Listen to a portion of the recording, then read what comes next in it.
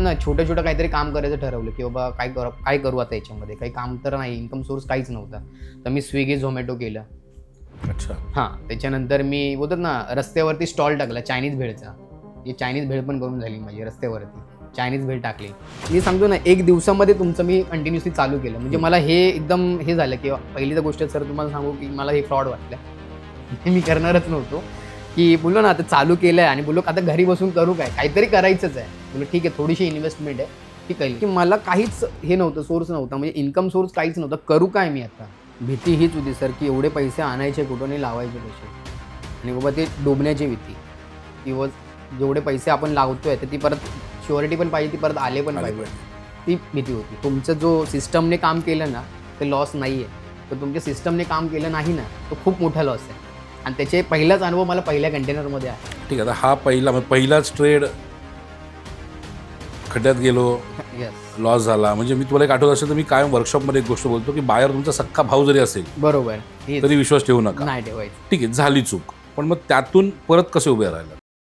नमस्कार, जय महाराष्ट्र. मी डॉक्टर ओमकार रेमाळे. उद्यमी महाराष्ट्र शोमध्ये तुमचं सर्वांचं स्वागत आहे. या शोमध्ये माझ्याकडनं शिकून ज्यांनी त्यांचे व्यवसाय चालू केलेत अशा सामान्य मराठी माणसांना, ज्यांनी कदाचित कधीतरी व्यवसाय करायचा विचार केला होता पण त्यांना सिस्टम्स मिळत नव्हत्या, प्रोसेस मिळत नव्हत्या, त्यांचे मी इंटरव्ह्यूज करतो. म्हणून अनेक वेळा इंटरव्ह्यूज बघितले असतील अशा लोकांचे की ज्यांनी ऑलरेडी सक्सेस अचीव केलं आहे, बरंच काय अचीव केलं आहे. पण आपल्यातली माणसं जी आपल्यातनं उठून पुढे काहीतरी वेगळा विचार करतायत, ज्यांनी करोडोचे व्यवसाय उभे केलेले आहेत, करोडोचा रेव्हेन्यू केला असेल की करोडोचे प्रॉफिट्स केले असतील, अशा लोकांचे इंटरव्ह्यू करतो. आणि इंटरव्ह्यू करण्याचं महत्त्वाचं कारण असं आहे की हे तुमच्यातलेच आहेत. आणि महत्त्वाचं मला तुम्हाला एक थॉट द्यायचं आहे की जर ते करू शकतात तर तुम्ही पण करू शकता. सो आज आपल्याबरोबर आहेत कल्पेश काळे. कल्पेश काळे मुळात राहतात मुंबईमध्ये राहून त्यांनी त्यांचं ॲग्रिकल्चरमध्ये ट्रेड चालू केलं आणि मल्टिपल गोष्टींमध्ये त्यांनी ट्रेड केलं. त्यांनी काय केलं, कसं केलं हे आपण समजून घेणारच आहोत. पण हा पॉडकास्ट बघत असताना किंवा हा इंटरव्ह्यू बघत असताना एक गोष्ट लक्षात ठेवा, तुमचा थॉट असा असला पाहिजे की ज्या सिस्टम्स त्यांनी फॉलो केल्या आहेत त्या सिस्टम्स तुम्ही कशा फॉलो करू शकता आणि तुम्ही तुमचा व्यवसाय कसा उभा करू शकता.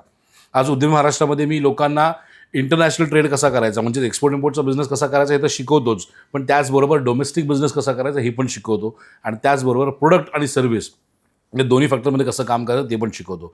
सो समजून घेऊया कल्पेश काळेंकडनं सिस्टम्स ज्या त्यांनी वापरल्या.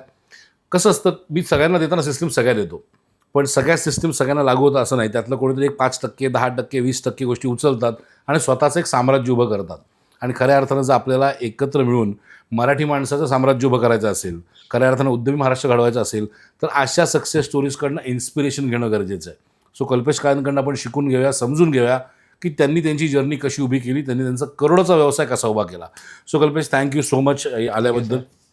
सो कल्पेश, मला तुम्हाला सगळ्यात पहिलं विचारायचं आहे, काय होतं म्हणजे जेव्हा तुम्ही उद्यमी महाराष्ट्र जॉईन केलं त्याच्या आधी तुम्ही कुठे होतात आणि आता कुठे आहात? ॲक्च्युली सर माझं उद्यमी महाराष्ट्र जॉईन करायच्या आधी मी इम्पोर्ट एक्सपोर्टच्या याच्यामध्ये क्लिअरन्स डिपार्टमेंटमध्ये होतो. म्हणजे आपले चायनावरून जे कंटेनर येतात त्याचं मी क्लिअरन्सचं काम करायचो. म्हणजे CHAमध्ये एक जॉबच करतो एक प्रकारे. अच्छा, जॉब करत होते. एक प्रकारे जॉबच करतो 2019 पर्यंत. आणि 2019च्या एंडिंगला आपल्या चायनाचं प्लॅस्टिक टॉयच्या याच्यावर बॅन केलं. त्यानंतर पूर्ण काम बंद झालं माझं. अच्छा. त्यानंतर कोरोना स्टार्ट झाला. तर आम्हाला असं झालेलं की कधी काम चालू होतं आहे, तर त्याच्यानंतर काही काम चालू झालंच नाही म्हणजे. आणि जेव्हा चालू झालं तर तेव्हा सिस्टम सगळं चेंज झालेली आहे. म्हणजे काहीच काम नव्हतं. मग त्याच्यामध्ये मी बोलतो ना छोटं छोटं काहीतरी काम करायचं ठरवलं की बाबा काय करू आता याच्यामध्ये, काही काम तर नाही, इन्कम सोर्स काहीच नव्हता. तर मी स्विगी झोमॅटो केलं. अच्छा. हां, त्याच्यानंतर मी बोलतात ना रस्त्यावरती स्टॉल टाकला चायनीज भेळचा. ही चायनीज भेळ पण करून झाली माझी रस्त्यावरती. चायनीज भेळ टाकली. त्यानंतर मग त्याच्यामध्ये मेडिकल इश्यू झाले, कारण रस्त्यावरती उभं राहून म्हणजे मच्छर चावणं, हे चावणं, त्याचा खूप त्रास व्हायला लागला. की आता करू काय? मग ते सोडलं. परत मग 6 महिने गॅप झाला भरपूर. म्हणजे काय घरीच होतो, आजारी वगैरे होतो, भरपूर प्रॉब्लेम्स झाले. त्यानंतर मग WhatsAppवरती ना Instagramवरती YouTubeवरती जस्ट आपले व्हिडिओज बघत होतो टाईमपास म्हणून. तर त्याच्यामध्ये तुमची व्हिडिओ कंटिन्युअसली येत होती मला की उद्यमी महाराष्ट्राचा आणि इम्पोर्ट एक्सपोर्टबद्दल. तर मी जास्त इंटरेस्ट घेत नव्हतो पहिलं. ते बोललं तर काय आपलं चालू होईल तर करू काहीतरी. तर नंतर बोललो की कंटिन्युअसली तुमचे व्हिडिओ होते, तुम्ही एकदा करून तर बघा. तर म्हणून मी जस्ट ती व्हिडिओ ओपन केली आणि तुमचा तो सेमिनार एक मी अटेंड केला ऑनलाईनच. ₹99 वर्कशॉप. नाही, तो 99 पण नव्हता, फ्रीमध्येच होता 2023 मध्ये. अच्छा, 2023. 2023 मध्ये तो फ्रीच होता. आणि मी तो जस्ट ओपन केला. तर तुमचं सकाळची बॅच होती ती. तर तुमचा 4 तासाचा मी तो अटेंड केला. त्याच्यामध्ये तुम्ही ज्या स्टेप्स असतात एक्सपोर्टच्या, मी बोललो की चल शिकूया काहीतरी, आपल्याला येईल कामाला. तर त्याच्यामध्ये तुम्ही ज्या स्टेप्स सांगितल्या की कसा एक्सपोर्ट करायचा, तर मुलं की आपल्यासाठी तर थोडंसं, आता मी इम्पोर्टचं नॉलेज होतं मला, बोललं एक्सपोर्टमध्ये काय असतं, तर हे त्याच्यापेक्षा बऱ्याचपैकी वेगळं होतं. म्हणजे असं नाही की बाबा सेमच असेल, सेम आहे, बरोबर. की बाबा बाहेरचं आपल्या इकडे बघायचं तर फ्रॉड अशी इंडियामध्ये पण फ्रॉड भरपूर होतात, की कुठल्या कामाचं करायचं असेल काय असेल, तर आता बाहेरच्या देशात पाठवायचं आणि त्यांच्याबरोबर आपल्याला कनेक्ट करून फ्रॉडपासून वाचायचं, तर काय करायचं आहे. मग त्याच्यामध्ये कसं तुम्ही त्या वेबिनारमध्ये आम्हाला शिकवलं की काय काय करायचं आहे. त्यानंतर तुमची मी डायमंडची मेंबरशिप घेतली अच्छा. त्यावेळेस. डायमंडच्या मेंबरशिपमध्ये असं झालं की तुम्ही आधी सिल्वरमध्ये असाल. तुमचं आधी एक सकाळी मला, म्हणजे मी सांगतो ना, एक दिवसामध्ये तुमचं मी कंटिन्युअसली चालू केलं. म्हणजे मला हे एकदम हे झालं की पहिली तर गोष्ट सर तुम्हाला सांगू की मला हे फ्रॉड वाटलं. मी करणारच नव्हतो. की बोललो ना, आता चालू केलं आहे आणि बोललो आता घरी बसून करू काय? काहीतरी करायचंच आहे. बोललो ठीक आहे, थोडीशी इन्व्हेस्टमेंट आहे, ती केली. मी सकाळी एक इन्व्हेस्टमेंट केली. मी आता अमाऊंट नाही सांगणार, की बोलतात ना, की एक सकाळी इन्व्हेस्टमेंट केली, की बोला चल काहीतरी करायचं आहे. आणि मग संध्याकाळी परत एक बॅच होती तुमची. मग तेव्हा मी तुमच्या डायमंडची मेंबरशिप घेतली. बोललो आत्ता तर पाठी हटून चालणार नाही, काहीतरी करायचं आहे लाईफमध्ये, किती वर्ष घरी बसून काढणार. आणि 2019 ते 2023 मध्ये मी काहीच केलं नाही. फक्त हेच की 6 महिने जॉब केले, स्विगी झोमॅटो कर, हे रस्त्यावरती स्टॉल कर, ही कामं केली. म्हणजे याच्यात अर्थ पण नव्हता. म्हणजे मी पहिल्यापासून चांगलं इम्पोर्टच्या याच्यामध्ये क्लिअरन्समध्ये होतो, चांगलं इन्कम होतं, असं काही वाईट नव्हतं, पण एक जॉब करत होतो. पण याच्यामध्ये स्वतःला काहीतरी करायची, स्वतःचं नाव बनवायची, स्वतःची कंपनी बनवायचं काहीतरी हे भेटलं मला, की जरिया भेटला, की बाबा तिथे आपण काहीतरी करू शकतो. मग मी पुढे ती प्रोसेस घेतली. मग तुमची जशी मेंबरशिप, म्हणजे तुमचं जे क्लासेस चालू झाले, मला आमच्या पहिल्याच मेंटर जो आपल्या उद्यमीचे डायमंडची पहिलीच बॅच संगीता लाड मॅडम भेटल्या. त्यांनी जे आम्हाला 3 महिने जे शिकवलं, त्याच्यामध्ये जे बोलतो ना, आमचे जे मेंबर पण होते जे याच्यामध्ये बॅचमध्ये, आम्ही एकमेकांना सर, कुणी एकमेकांना कोणाच्या नाव, म्हणजे ती रिस्पेक्ट आम्हाला भेटली, की बाबा कुणी बोला ना, नावाने कुणी आवाज दिला नाही, एकेरी नावाने नाही, की जे कोण असेल कल्पेश सर, कोणाचं नाव असेल त्या नावाने पाठी सर लावायचं.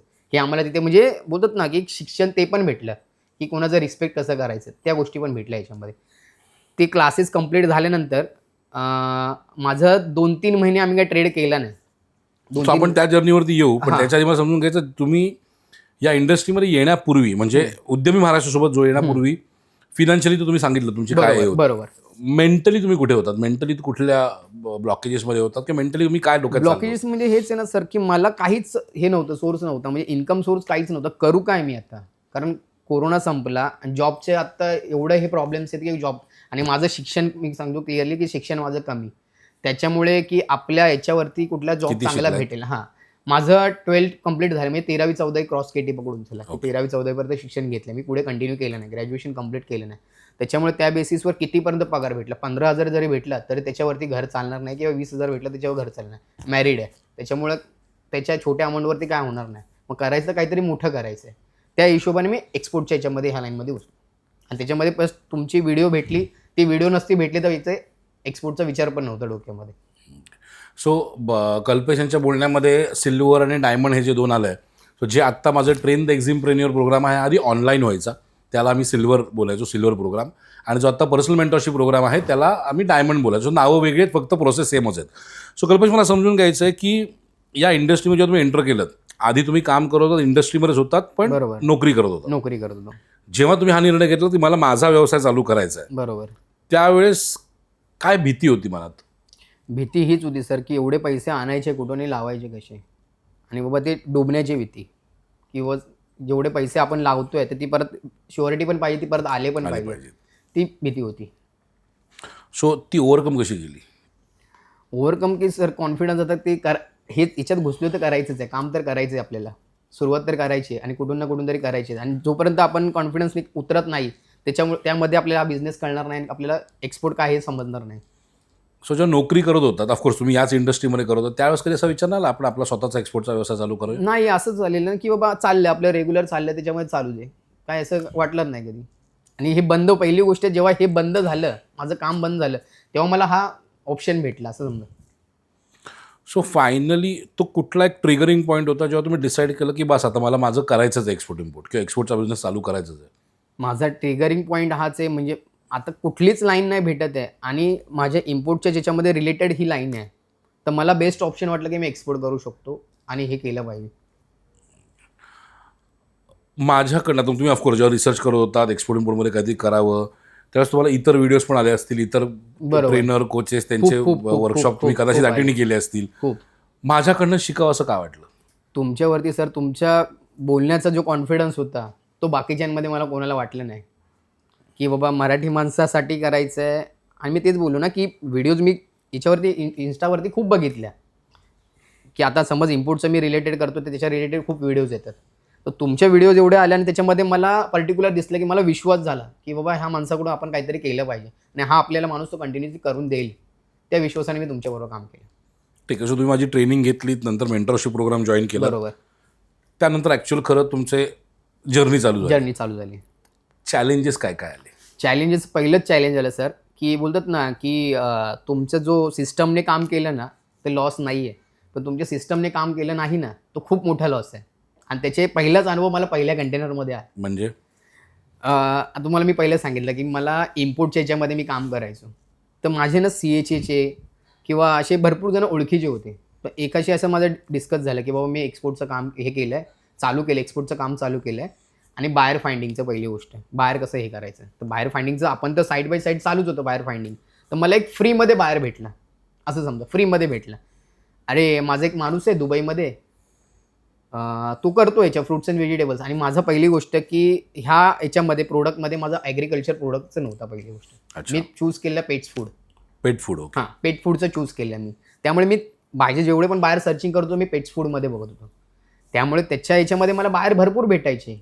पण बोला शुअरिटी कोणाकडून येत नव्हती की बाबा पेमेंट टर्म्सच्या बाबतीमध्ये बोला की अजून कुठल्या गोष्टीत. तर हा मला फ्रीमध्ये भेटला की तू याच्याबरोबर कर, हा फ्रुट्स अँड व्हेजिटेबल्समध्ये करतो अल्विरी मार्केटमध्ये, बिंदास माझ्या ओळखीचं आहे. तर मी बोललं ठीक आहे. तुम्ही जी सिस्टम सांगली ECGC फॉलोअप करायची ती मी केली नाही. पहिली गोष्ट ती माझी चूक झाली. ECGC घेतली नाही आणि मी डायरेक्ट त्याने ऑर्डर दिली. 1 वीकमध्ये मी कंटेनर लोड केला. किती लाखाचा होता? तो 12 लाखाचा समथिंग कंटेनर होता. म्हणजे CHA वगैरे सगळं फ्रेट वगैरे पकडून 12 लाखाचा कंटेनर झाला तो. आणि तो कंटेनर मी लोड केला, कंटेनर पाठवला, समोरच्याचं ओळखीचा फोनवरती बोलणं झालं, जे काय असेल ना मेल थ्रू काही बोलणं झालं, अच्छा. जे काय असेल व्हॉट्सअपवर झालं आणि फोनवरती झालं. ओळखीचं आहे ना, काय प्रोसेस करायची गरज नाही. ती थिंकिंग बोललं ठीक आहे. प्रोसेस केली मी, प्रोसेस केली, कंटेनर पोचला आणि त्यावेळेस मार्केट झालं डाऊन. आणि तो पहिली गोष्ट फ्रूट्स अँड व्हेजिटेबल्समध्ये कधीच सर म्हणजे मला माहिती त्याप्रमाणे कधीच फिक्सवरती कोणीही काम करत नाही आणि काम होत पण नाही. जे काय असेल ते कमिशन बेसिसवरती होतं. आणि कोण तिकडे हे घ्यायची गॅरंटी घेत नाही की बाबा मार्केट डाऊन झालं आणि तुला खिशातून काढून पैसे देईल नाही, आपल्याला. त्याला पण सिस्टीम आहेत. मी करतो, मी स्वतः करतो. ओके. फिक्स तर म्हणजे सिस्टीम मी तुम्हाला ते सांगितलं की माझ्याकडे माझ्यापर्यंत तरी आता ते तुमच्यापर्यंत. झालंय की असं झालं की बाबा कोणी फिक्सवरती करून देत नाही. तर मी ते केलं आणि तेव्हा मार्केट क्रॅश झालं, भरपूर डाऊन झालं. तेव्हा मिनिमम मला 50%चा लॉस झाला तिथे. अच्छा. तो लॉस झाला म्हणजे त्याने समोरच्याने विकला कमी पैशामध्ये, ठीक आहे, ती गोष्ट झाली वेगळी. तर लॉस झाला तर बाबा ते जे पैसे जो विकला आहे ते तरी पैसे त्याने मला रिटर्न द्यावे ना. बरोबर. त्याने काय केलं, मी तुला नेक्स्ट मंथमध्ये देतो, नेक्स्ट मंथमध्ये. त्या गोष्टीला आता 2 वर्ष झाले, आलेच नाही अजूनपर्यंत पैसे आले नाही. हा सगळ्यात माझा ती चुकी आणि ते मोठा लॉस. पैसे. ठीक आहे. आता हा पहिलाच ट्रेड खड्ड्यात गेलो, यस, लॉस झाला. म्हणजे मी तुला एक आठवत असेल तर मी कायम वर्कशॉपमध्ये एक गोष्ट बोलतो की बाहेर तुमचा सख्खा भाऊ जरी असेल बरोबर. हेच तरी विश्वास ठेवू नका. नाही ठेवायचं. ठीक आहे, झाली चूक, पण मग त्यातून परत कसे उभे राहिलात? त्यातून मग कमीत कमी 6-7 महिने मी परत शांतच राहिलो की आता लॉस झालाय, भरून काढायचं. आणि त्याच्याशी भांडणच, म्हणजे भांडून पण नाही की रोज बाबा सर Follow-up करणं. फॉलोअप, रोजचा फॉलोअप की सर पेमेंट, मला पेमेंट, सर पेमेंट काय झालं, तो आज उद्या हेच ते डेटवर डेट चाललं. जसं कोर्टाची केस चालते तसं डेटवर डेट देत चाललं. बोलो ठीक आहे. 6 महिने झाल्यानंतर माझा एक मित्र आहे, गणेश म्हणून मित्र आहे माझा, स्कूल फ्रेंडच आहे. तर तो दुबईमध्ये हॉटेलमध्ये होता, ताज हॉटेलमध्ये. अच्छा. तर तोच एका कंपनीमधून दुसऱ्या कंपनीमध्ये शिफ्ट झाला, म्हणजे ह्या इम्पोर्ट एक्सपोर्टच्याच लाईनमध्ये आला आणि अल्वीर मार्केटमध्येच आला. तर मी त्याच्याशी कॉन्टॅक्ट केला की बाबा माझा असा प्रॉब्लेम झाला आहे, तर तू मला याच्यामध्ये काय हेल्प करू शकतो का, आणि तू पण आता ह्याच मार्केटमध्ये आलायस. तर तो बोलला की का नाही करू शकतो. त्याला मी काय बोललो की बघ मी आत्ता ओळखीच्या माणसाबरोबर पण करून झालं आहे की बाबा असा लॉस झाला आहे मला, तर तू माझ्याशी बरोबर आपण पार्टनरशिपमध्ये काम करू शकतो का, किंवा काय करू शकतो आपल्या दोघांमध्ये जर काय. तर तो बोलला की तू सांग की तू इकडनं माल पाठव, मी इकडे तुला सेल देऊ आणि ती पूर्ण पेमेंटची गॅरंटी माझी. बोललो डन, करूया आपण. मग त्याच्याबरोबर तो मला इंडियाला भेटायला आला. Okay. आम्ही दोघांनी म्युच्युअली अंडरस्टँडिंग ॲग्रीमेंट बनवलं की बाबा काही असेल काय लॉस असेल काय असेल आपल्या दोघांमध्ये असेल, मी इकडनं तुला कंटेनर पाठवत जाईल, तू तिकडनं सेल करून द्यायचं. तो ओके झाला. मग तिथून माझी फर्स्ट जर्नी चालू 2025च्या फेबपासून आमची जर्नी स्टार्ट झाली. पहिला कंटेनर पहिले आमच्या दोघांचा. तर त्याच्यामध्ये त्या कंटेनरमध्ये मी सर्व्हिसमध्ये काम चालू केलं. मग तर माझ्याकडे बरेच ॲडव्हर्टायझिंग जसं इंस्टाग्राम याच्यावरती ॲडव्हर्टायझिंग चालू केलं. तर मला पहिला क्लायंट आला, तो बोलला माझ्याकडे मँगो आहे, मला पॅकेजिंगचं काही माहिती नाही त्याच्यात. बोलो ठीक आहे. तर मी आपल्या सोशल मीडियाचाच यूज केला सो तुम्ही प्रोडक्टमध्ये पण काम करत आणि सर्व्हिसमध्ये पण तुम्ही काम सर्व्हिसमध्ये, आणि तेव्हापासून मी जास्त करून सर्व्हिसमध्ये काम चालू केलं. ओके का मला खिशातून पैसे नाही लावायचे. नाही लावायचे. आता मी जेवढे लावले तेवढे आता बस झाले, आता मी पैसे नाही लावणार. तर मला सर्व्हिसमध्ये तो हे भेटलं की तो बोलला माझ्याकडे आंबे आहेत, मी तुला माल पाठवेल. मी बोललो की बाबा जे काय असेल तुला मी बाहेर पण देईल. मी तर समोरच्याला बोललो तुला मी तुझा माल विकून पण देईल. तू त्याने मला मी कोल्ड स्टोरेजला पॅकिंग हाऊसचं हे करायला चालू केलं. मग ती सर्व्हिस चालू केली, पॅकेजिंगची पहिली सर्व्हिस. ओके. त्याने मला कोल्ड स्टोरेजला माल आणून दिला. मी बॉक्स पॅकिंग, कोल्ड स्टोरेजचं सगळं प्री कुलिंग वगैरे, कंटेनर स्टफिंग. दुसरी गोष्ट CHAची सर्व्हिस पण त्याला चालू केली, कारण CHA कनेक्टिंग होते, तर CHAची पण सर्व्हिस. आणि दुसरी गोष्ट त्यांना दुबई मार्केटला त्याला सेल पण करून दिलं. ओके. ते पहिले 2 कंटेनर माझे. सो याच्यात तुमची काही लागत लागली नाही, एकही इन्व्हेस्टमेंट रुपया लागला नाही. पैसे किती कमवले त्यातून कमीत कमी 70 ते 80 हजार रुपये कमवले. ओके. सो सर्व्हिसमधनं तुमचा पहिला इन्कम. ओके. त्याच्यानंतर काय झालं पुढे?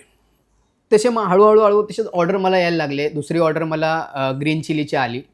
मग आपले सेम सर्व्हिसेसमध्ये सेम सर्व्हिसेसमध्ये मी तुम्हाला तेच सांगतो ना, की आतापर्यंत माझा पहिला कंटेनर जो लॉस झाला त्यानंतर सर्व्हिसेसमध्ये, आणि मी सर्व्हिसेस पण अशा देतोय की बाबा मी समोरच्याला सांगतो पण किंवा मार्केट खूप अप डाऊन चाललंय त्याच्यामध्ये, आणि कमिशन बेसिसवरती करतोय की बाबा मला असं आहे की बाबा मला लॉस झाला, तो लॉस तुला नाही झाला पाहिजे. तर मी त्याला हे पण शुअरिटी देतो की बाबा कमीत कमी लॉस आणि जास्तीत जास्त प्रॉफिट कसा होईल याचा मी प्रयत्न करेल तुझ्यासाठी. बाबा मार्केट खरंच डाऊन चाललंय तर मी तुला बोलणार नाही की बाबा कर लोड, आणि जरी तू करत असेल तरी मी तुला बोलेल थांब. तो प्रामाणिकपणा तुम्ही मेंटेन मी त्याच्यामध्ये ठेवला.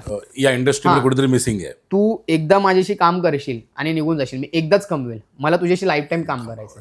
आणि हे मी कंटिन्युअसली प्रत्येक मीटिंग माझ्या अशा आपल्या उद्यमीच्या याच्यामध्ये पण बरेच जण कनेक्ट झाले माझ्या, त्यानंतर बरेच जण कनेक्ट झाले.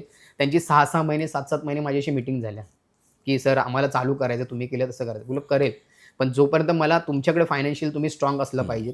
उद्या तुमचा काही लॉस झाला तर आम्हाला आपल्या याच्यामध्ये उद्यमीमधून 7 वर्षाच्या व्यक्ती पण मला भेटल्या. त्यांनी मला घरी बोलवलं की सर आम्हाला चालू करायचं. तर ते बोलले की आम्ही रिटायर्ड आहोत, बँकेतले रिटायर्ड आहोत, आमची 15-20 लाखाची आमच्याकडे सेव्हिंग आहे. तर मी त्यांना क्लिअर सांगितलं की तुम्ही एक कंटेनर करा, मी कमवून जाईल, पण तुमचं लाईफ आम्हाला खराब नाही करायचं. मी त्यांना बोललो की जेव्हा तुमचं असं होईल ना, छोटं ट्रेड वगैरे असेल ना काहीतरी किंवा 5 लाखाचा वगैरे, त्याच्यामध्ये मी तुम्हाला हेल्प करेल, पण ह्या मोठ्याच्या याच्यामध्ये तुम्ही पडू नका. म्हणजे मी सजेस्ट पण करू त्याच्यामध्ये की तुम्ही हे गोष्टी करू नका म्हणून असं.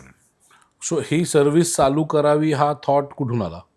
सर्व्हिस तो म्हणजे जसं सर सर्व्हिसमध्ये पहिली गोष्ट की सर्व्हिसमध्ये पैसे लावायचे नाही आहेत, रिस्क नाही आहे. रिस्क नाही तर माझा माणूस आहे, गॅरंटी आहे, आम्ही सगळ्या गोष्टी हे केलेल्या आहेत.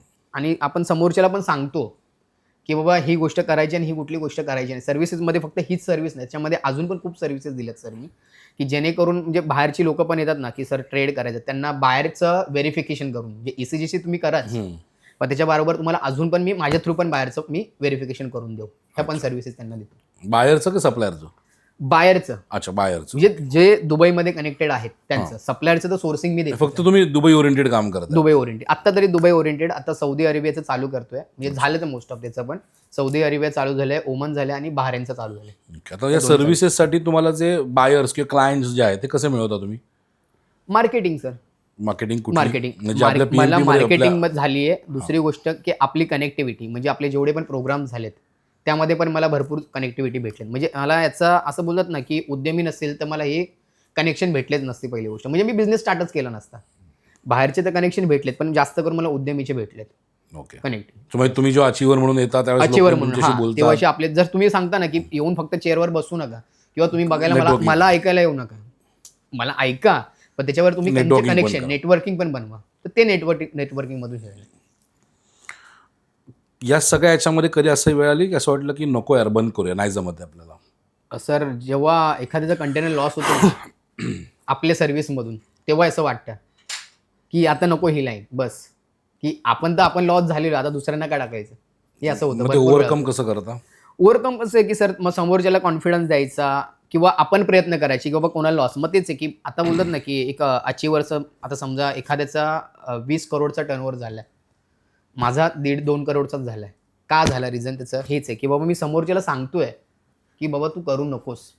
जर काय माझा पण टर्नओव्हर असा असतं ना, तर मी सगळ्यांना सांगितलं असतं की हा करा.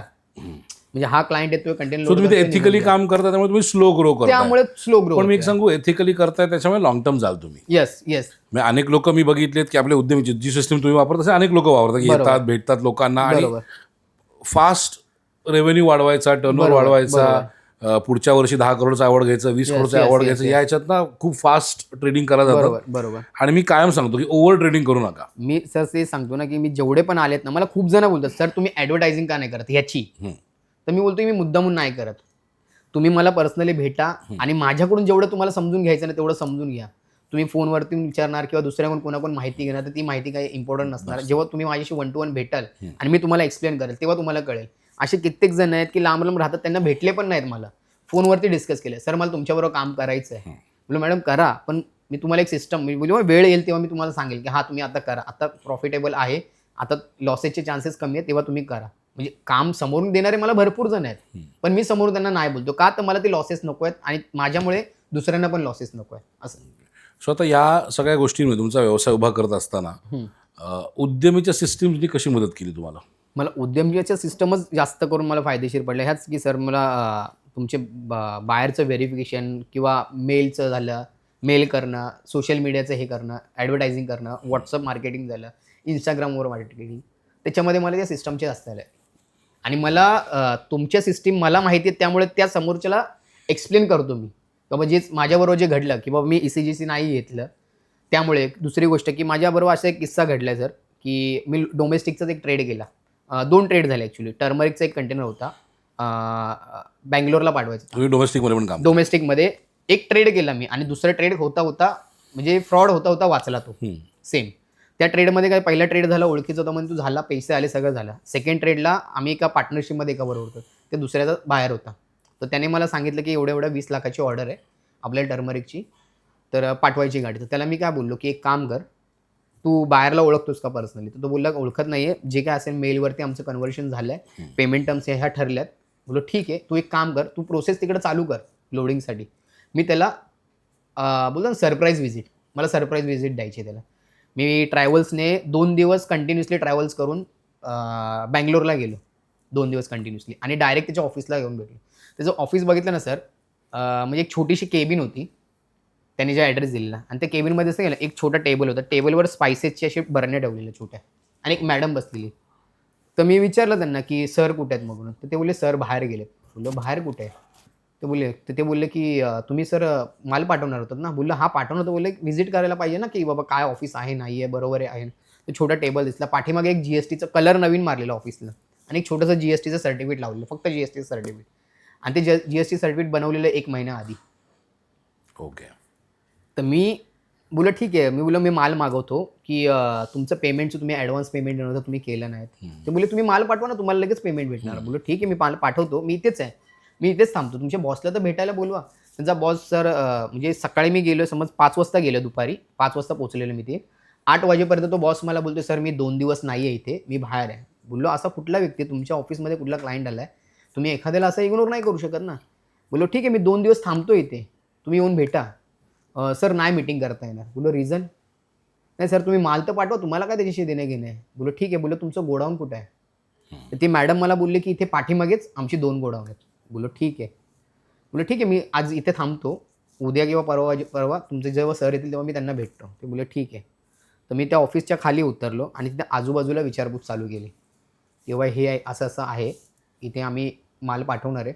ते त्यांनी हात जोडले की सर तुम्ही पण त्याच्यात अडकलात. म्हणजे त्यांच्या हिंदीमध्ये त्यांनी बोललं की तुम्ही पण याच्यात अडकलात. तर बोललो अडकलो नाही आहे, पण काय झालं? सर असे आम्हाला खूप जण इथे येऊन विचारतात की आमचे पैसे आहेत, आम्ही इकडे माल पाठवला, यांनी अजून पेमेंट नाही दिलं. सो ब्लाइंड ट्रस्ट ठेवून जर तुम्ही केलं असतं तुम्ही पण त्याला झालं. त्यांनी गोडाऊनचं सांगितलं, मी गोडाऊन त्यांना बोललो की गोडाऊन कुठे इथे आहे का? तिथे मॅडम बोलले पाठीमागे आहे, लॉक असेल आता. बोललो कुठे ते तरी सांगा. मी तिथे आजूबाजूला विचारलं इकडे गोडाऊन कुठे आहे? ते बोलले इथे कुठेही गोडाऊन नाही आहे, पूर्ण जंगल टाईप पार्ट आहे पाठीमागे. बोललो कुठे गोडाऊन आहे? म्हणजे आपण ब्लाइंड विश्वास पण नाही ठेवायचा. ते तर धंद्याचं बेसिक हे आहे. सो आता तुम्ही ॲक्च्युअल एक्सपोर्ट न करता एक्सपोर्ट इम्पोर्ट सर्व्हिसेसमध्ये Services मध्ये. काम करता. बरोबर. पहिले करोड रुपये कमवायला किती वेळ लागला? सर पहिल्या तर एक तो लॉस झाला ते वेगळे, आणि म्हणजे एक 6 महिन्यात झालं. मी 6 महिन्यात पहिले 1 करोड कमवले आपल्या उद्यमी महाराष्ट्र उद्यमी system महाराष्ट्र वापरून की- सिस्टम वापरून, उद्यमी महाराष्ट्र सिस्टम वापरून. आणि याच्यामध्ये मला कनेक्शन म्हणजे बोलतात ना की बोलण्यामधून वाढलं. कनेक्टिंग नेटवर्किंग मध्ये मला चांगलं कळतं. आतापर्यंत किती रेव्हेन्यू झालाय? आता दोनचा क्रॉस केलाय. 2 करोड 2 करोड टोटल इन्कम झालं. नाही सर, Profit. रेव्हेन्यू रेव्हेन्यू बोलतो. हा म्हणजे टोटल पैसे आले अकाउंटला तुमच्या, 2 account ला करोड रुपये पैसे. आले. बरोबर, त्यातनं बरोबर. प्रॉफिट किती साधारण असेल तुमचं? प्रॉफिट तरी पकडून चला पर कंटेनर जरी पकडलं मी 30-40 हजार रुपये पकडलेत तरी 3-4 लाखाच्या आसपास असेल किंवा जास्तही असेल. 2 करोडमध्ये 3-4 लाख रुपये. जास्तही असेल त्याच्यामध्ये. ओके. मी आता ती ऍक्च्युअल अमाऊंट सांगत नाही ओके, कळलं लक्षात. ठीक आहे. हा. सो आता तुम्ही हे बिल्ड करताय, येस. पुढच्या 5 वर्षांनी स्वतःला कुठे बघताय तुम्ही?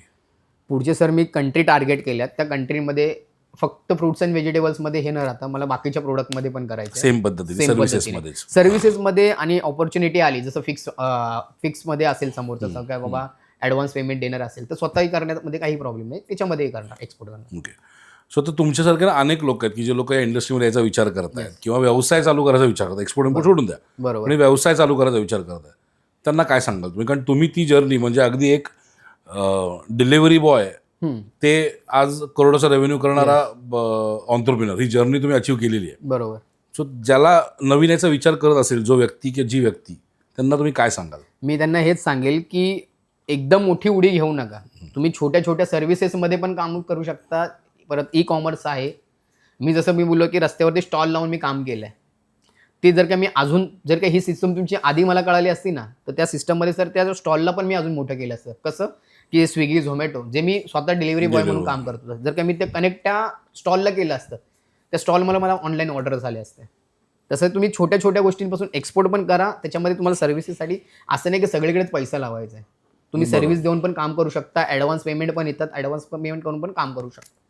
आणि ह्याच्यामध्ये असं नाही की बाबा जॉब करून, मी तुम्हाला जॉब करत असतो तर मी आज तिथेच असतो, आज एक्सपोर्ट केला म्हणून आज मी इथे. सो काय वाटतं सामान्य घरातली जी मराठी माणसं आहेत त्यांना व्यवसाय करताना जी भीती असते तर त्याच्याबद्दल तुमचं काय मत आहे?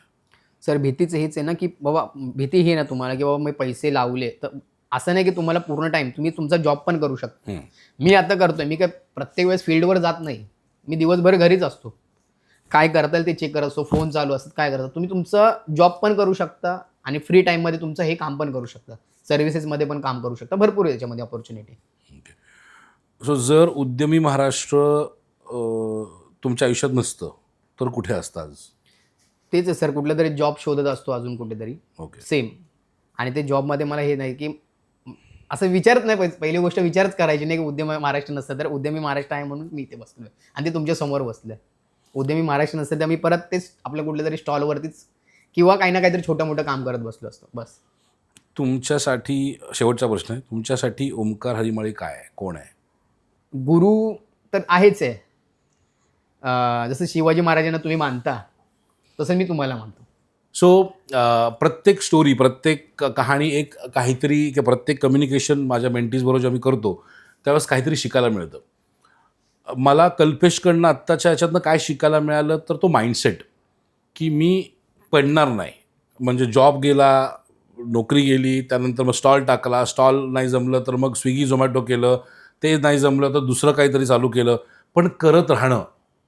कुठल्याही यशस्वी व्यावसायिकाची एक सगळ्यात महत्त्वाची खासियत असते ती म्हणजे करत राहणं. अडचणी येणार आहेत, पडणार आहोत, लोक मागे खेचणार आहेत, पण जर तुम्ही फक्त करत राहिलात तर वरचा पण कधीतरी तुमच्यासोबत उभा राहतो. सो ही स्टोरी काय वाटली तुम्हाला आणि कल्पेशच्या स्टोरीमध्ये तुम्ही काय शिकलायत हे प्लीज कमेंट बॉक्समध्ये सांगायला विसरू नका. तुमचे जो कोणी मित्रपरिवार असतील ज्यांना व्यवसाय शिकायचा असेल त्यांना हा व्हिडिओ पाठवा. आणि सगळ्यात महत्त्वाचं म्हणजे एक्सपोर्ट इम्पोर्ट इंडस्ट्रीमध्ये करिअर चालू करण्यासाठी किंवा व्यवसाय चालू करण्यासाठी भरभक्कम पैसे असायला पाहिजे असं काही नाही आहे. तुम्हाला लागते ती सिस्टम्स देण्याचं काम मी करेन. फॉलो तुम्हाला अर्थात करावं लागेल. तुम्हाला सिस्टम्स फॉलो कराव्या लागतील. तुम्हाला ॲक्शन घ्यावी लागेल. ॲक्शन घ्यायची तयारी असेल, काम करायची तयारी असेल, मेहनत करायची तयारी असेल तर तुमचा व्यवसाय उभा करायची जबाबदारी या डॉक्टर ओमकार हरिमाळीची असेल. धन्यवाद. जय महाराष्ट्र, जय शिवराय. थँक्यू कल्पेश, आले you, होते. sir. धन्यवाद.